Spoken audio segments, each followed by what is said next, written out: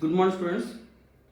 So, last class we have completed the geotropic mixture or azeotropic mixture. Today class I will start the colligative properties. Then see what is the colligative properties. Generally, the solution containing the non-volatile solute, that solution exhibit some special properties. Solution containing non-volatile solute exhibit some special properties. Then what are the special properties? This is colligative properties. So next one is what is colligative property definition?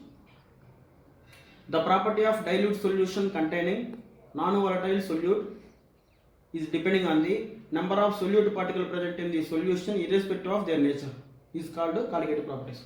Properties of dilute solution containing non-volatile solute is depending on the number of solute particle present in the solution irrespective of their nature is called colligative properties. Okay, that means so the colligative properties are the properties of dilute solution. Colligative properties are properties of the dilute solution. Okay, so this type of the colligative properties are divided into 4 types. Then what are the 4 colligative properties? First one is relative lowering of vapor pressure. Second one is elevation of boiling point. Third one is depression of freezing point. Fourth one is osmotic pressure. Okay, so these are 4 properties are colligative properties. So these 4 properties are properties of dilute solutions. That's why colligative properties are properties of the dilute solution. Then next one is what is importance of colligative properties? Importance of colligative properties. See, the colligative properties provide the method to determine the molecular mass of the dissolved solute. Colligative properties provide a method to determine the molecular mass of the dissolved solute in the solution. Means by using these colligative properties, the molecular mass of the dissolved solute in the solution we can determine by using these colligative properties. That is importance. Okay. Then next one is what is limitations of the colligative properties. Limitations. See a limitation. These colligative properties give the good result if the following 3 conditions are satisfied. Colligative properties give the good result if the following 3 conditions are satisfied the solution. Then what are the following 3 conditions? Condition number 1. Solution should be dilute solution. Solution should be dilute solution. That is first one condition. Okay. Then second one is solute should be non-volatile solute. Solute should be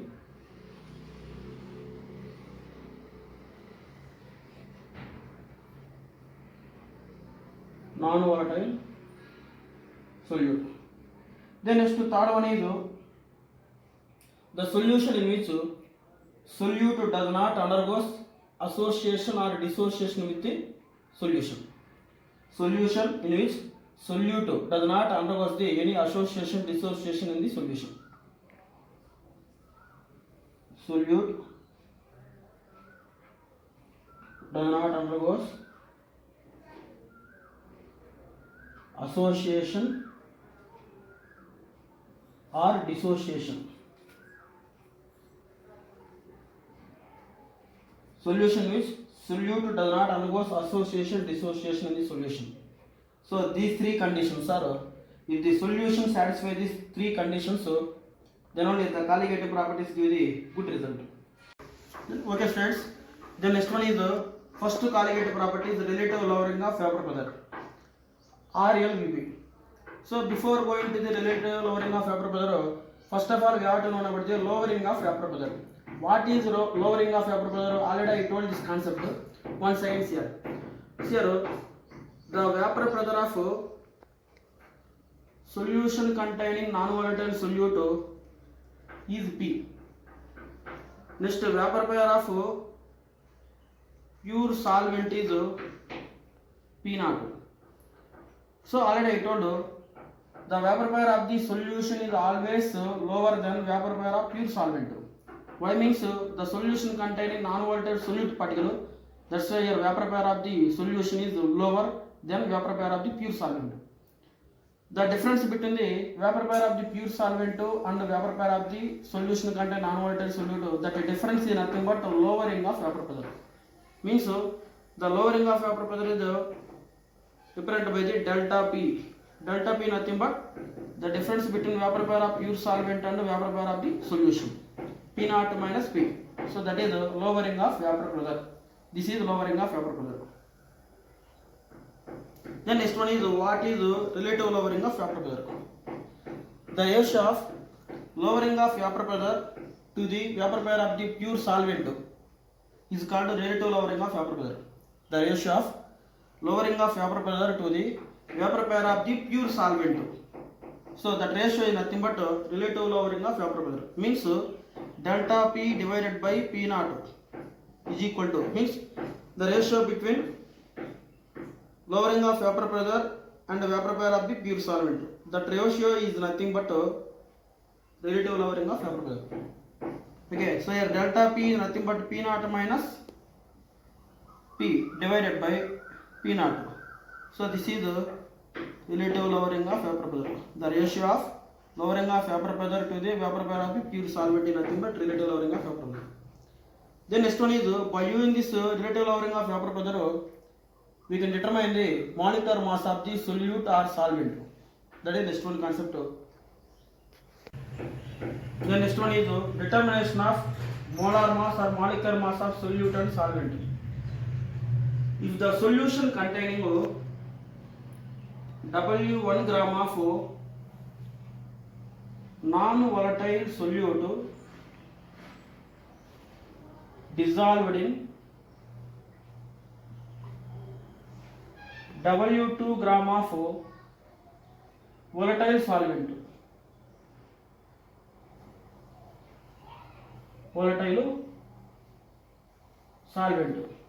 The solution containing W1 gram of non-volatile solute dissolved in W2 gram of the volatile solvent. Therefore, the number of moles of solute N1 is equal to W1 by M1. W1 means weight of solute by gram molecular weight of solute. Next one is number of moles of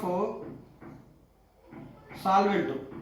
So this is number of moles of solute. Number of moles of solvent N2 is equal to W2 divided by M2. This is for solvent. The next one is according to the Raoult's law. According to the Raoult's law. What is Raoult's law statement? The relative lowering of vapor pressure of solution containing non-volatile solute. Relative lowering of vapor pressure of solution containing non-volatile solute is equal to the mole fraction of the solvent.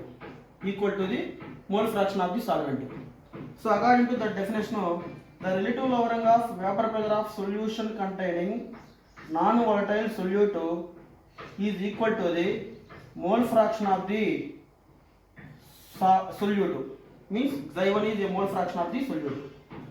Therefore, P naught minus P divided by P naught is equal to Xi1 means number of moles of the solute divided by total number of moles of the solution N1 plus N2.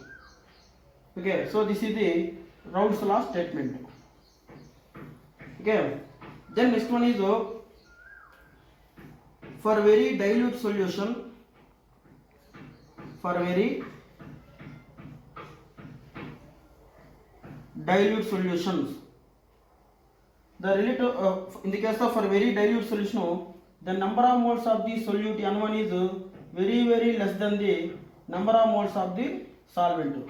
Why means in the case of very dilute solution, solute is very less, number of moles of the solute is very less compared to the number of moles of the solvent.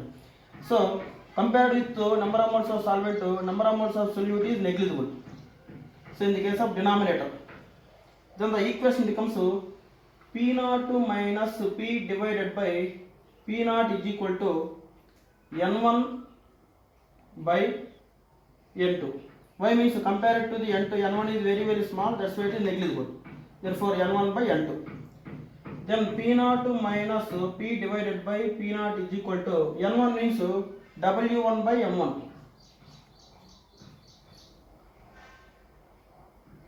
divided by N2 means W2 by M2 means P0 minus P divided by P0 is equal to W1 by M1 into M2 by W2. So by using this formula we can determine the molecular mass of solute and also molecular mass of the solvent. So this is the, by using this one formula we can determine the molecular mass of the solute and also solvent. So that is about the relative lowering of vapor pressure. Next, here W1 is the weight of solute,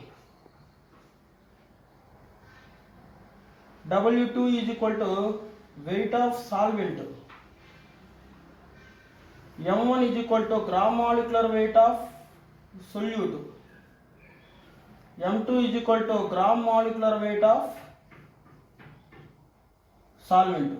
So this is about the relative lowering of vapor pressure of the solution.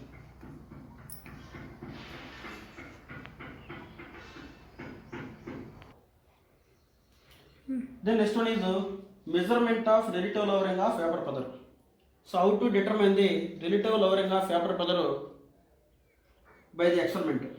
So this is the Ostwald-Walker dynamic method. By using this Ostwald-Walker dynamic method, experimentally we can determine the relative lowering of vapor pressure. Sir, what is the Ostwald-Walker dynamic method? So in this method, Ostwald scientist was taken the two bulbs and one U-shaped tube. Okay. So these two bulbs are connected through the glass tubes, and U-shaped tube and these bulbs also connected through the glass tube. Then first one beaker, Ostwald scientist was taken the solution, it containing the non-volatile solute. Second beaker, he was taken the pure solvent. In U-shaped tube, Ostwald scientist was taken the anhydrous calcium chloride. Okay, these three bulbs are connected through the one U-shaped tube, one glass tube. So this beaker and the second beaker and U-shaped tube are connected through this one glass tube. Okay. Then before the experiment and after the experiment, we have to take the weight of the solution, weight of the pure solvent, and the weight of anhydrous chloride in the U-shaped tube before the and after the experiment. First, what is this experiment? So in this experiment, the Ostwald scientist was sent the pure dry air. Pure dry air means does not containing any vapors. The type of the pure dry air is passed through the first solution bulb.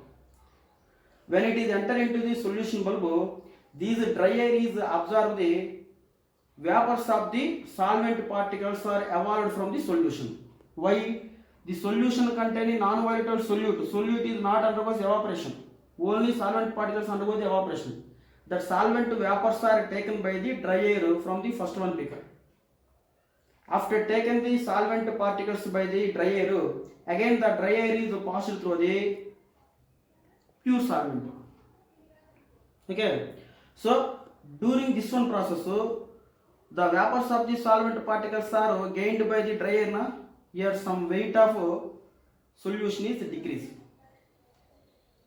Then next again, the dry air containing vapors of solvent particles passed through the pure solvent. But in pure solvent, compared to the solution, vapor pair of the pure solvent is very more. So already the dry air containing the solvent particles, again extra it take the more amount of the solvent particles vapors are absorbed by this the dry air in the second beaker. Okay, so during this process, here also some the weight of pure solvent is decreased. Why? The vapors of pure solvents are absorbed by this dry air already containing the some of the solvent particles. After the dry air is saturated with solvent particles or solvent vapors, again the dry air is passed through the U-shaped tube. Here U-shaped tube containing anhydrous calcium chloride. This anhydrous calcium chloride, what happen? That is absorb the vapors of the solvent particles. Okay, so these dry air containing the solvent particles are completely absorbed by this anhydrous calcium chloride. Again pure dry air is passed out. Again pure dry air is passed out. So this is again pure dry air.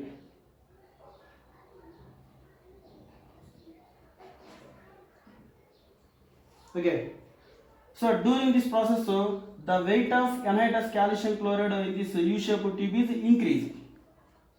Okay, so this is the experiment. Then see in this, from this experiment, what we are observing. First one is the loss in weight of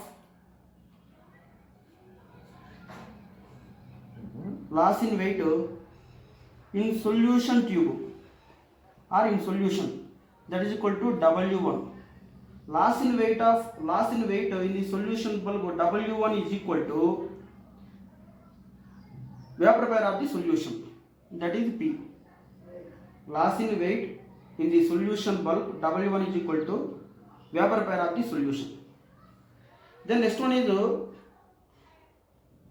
loss in weight in the solvent bulb, that is the W2. Loss in weight in the solvent bulb is equal to the difference between the P0 minus P, means that is lowering of vapor pair equal. Loss in weight in the solvent bulb W2 is equal to P0 minus P equal. Okay, then next one is total loss in the two bulbs. Total loss in the two bulbs is equal to P plus P0 minus P. That is equal to total loss in the two bulbs weight. Two bulbs means W1 plus W2. That is W1 plus W2 is equal to, here plus P minus P is cancel. Therefore W1 W2 is equal to what is that? P0 equal. That is total loss in the two bulbs is equal to W1 plus W2 is equal to P0. Here total loss in the two bulbs is equal to the, that means P0 is equal to the, here total loss in weight in the two bulbs is equal to the total gain in the weight of anhydrous calcium chloride. So that is equal to total gain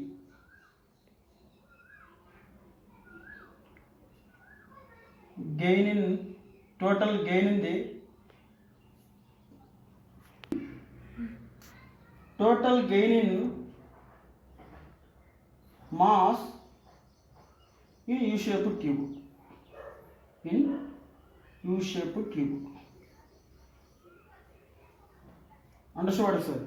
Total loss in two bulbs is equal to W1 plus W2 is equal to P0. That is equal to total gain in mass in U-shaped tube. Therefore, what is the Raoult's law formula? P0 minus P divided by P0 according to retail lowering of vapor pressure. P0 minus P is equal to, what is there? P0 minus P, loss in weight in the solvent. Loss in weight in solvent bulb divided by P naught means this is P naught. What is their P naught? Total loss in two bulbs. Total loss in weight.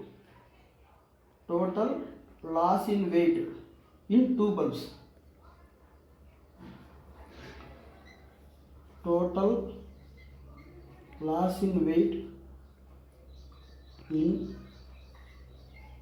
two bulbs.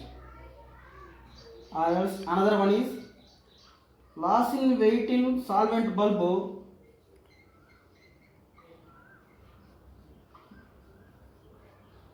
In solvent bulb divided by total loss in weight in two bulbs is equal to the total gain in mass in U-shaped tube. Total gain in mass in U-shaped tube or U-shaped tube. U-shaped tube.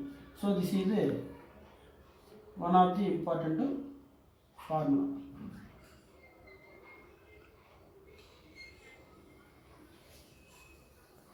So this is one of the formula. Then next one is P naught minus P naught. P naught minus P naught divided by P naught is equal to what is here? P naught minus P divided by P naught is equal to loss in weight in solvent bulb. Na?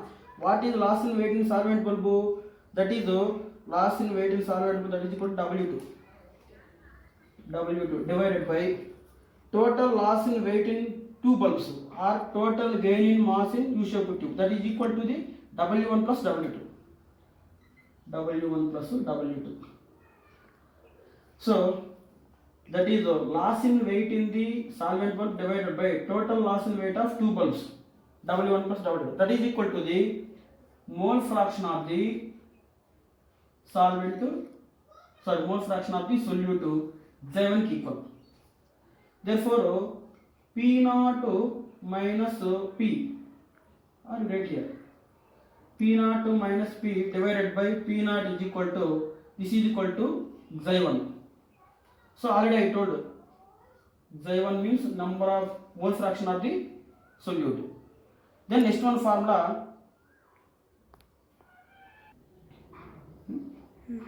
The next one is P naught minus P divided by P naught is equal to mole fraction of the solute. Therefore P naught minus P divided by P naught is equal to mole fraction of solute, number of moles of solute by solute plus solvent number of moles. Compare. So in the case of the dilute solution, N1 is very lesser than N2 na? Therefore P naught minus P divided by P naught is equal to N1 by N2. So this is another one formula. Again P naught minus P divided by P naught is equal to N1 means W1 by weight of solute by molecular weight of solute into N2 means molecular weight of gram molecular weight of solvent by weight of the solvent. So this is about the relative lowering of Dr. Brother Ostwald-Walker dynamic method.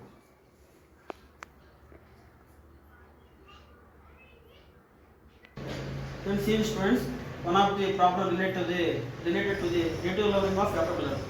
The vapor pressure of the pure benzene means this is a P naught.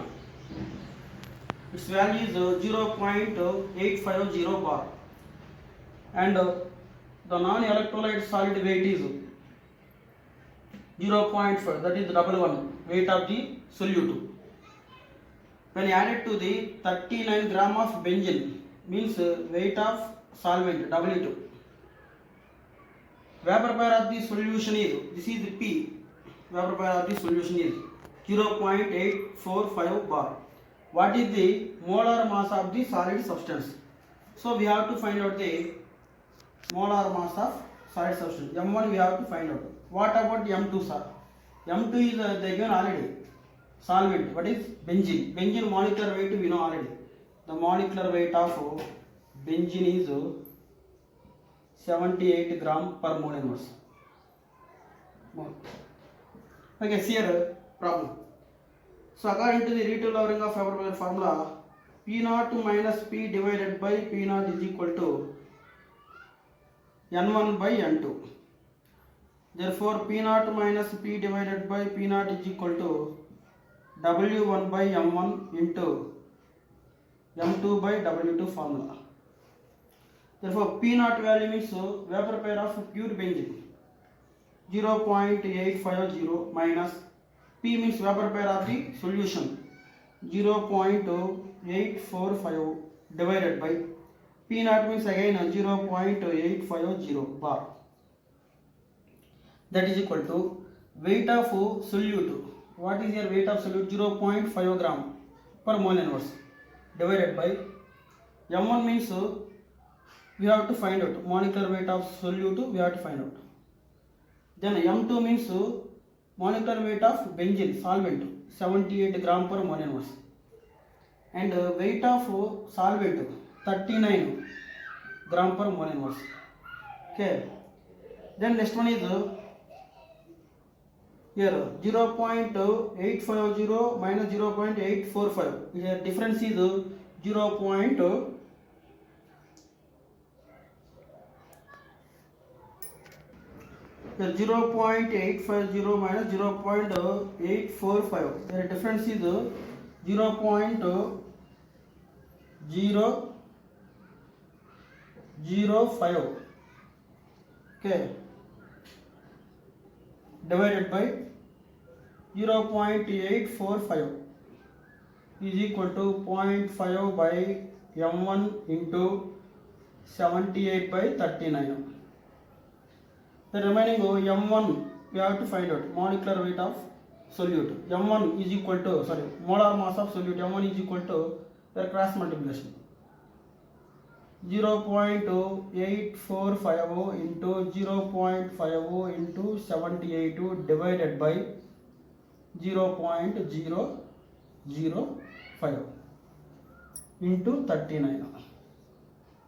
Then if we calculate that value, then we get the M1 is equal to 170 gram mole inverse. So this is about the molar mass of the solute. That is about the relative order.